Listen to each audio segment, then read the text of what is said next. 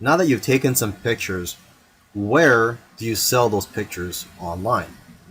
Well, the easiest way to find these sites is just to type in stock photos on Google, and you'll find plenty of stock photography websites where you can upload your photos. Now, let me just give you some of the top sites out there.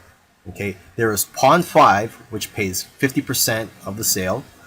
Alami, which pays 40% royalty per photo, and there is one photographer that I know of who makes $100,000 per year from just this one website. Okay, and there is IEM, which pays 50%. A lot of photographers are having success with this site.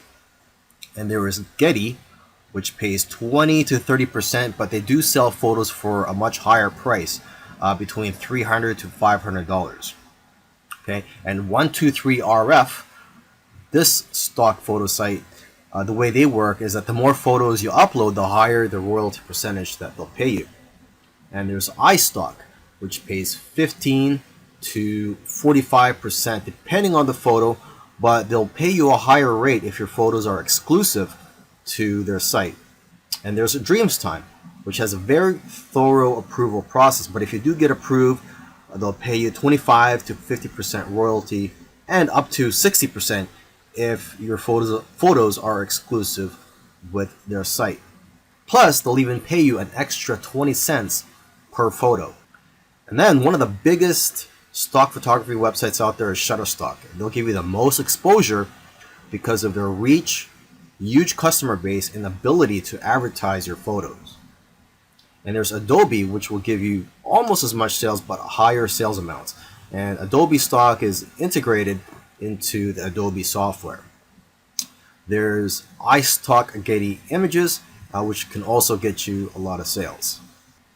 Now, what I usually do advise to photographers is to stay away from some of the larger stock agencies, such as Shutterstock, iStock, etc., because they're publicly held companies, and they're more interested in making their shareholders happy and not the individual contributors.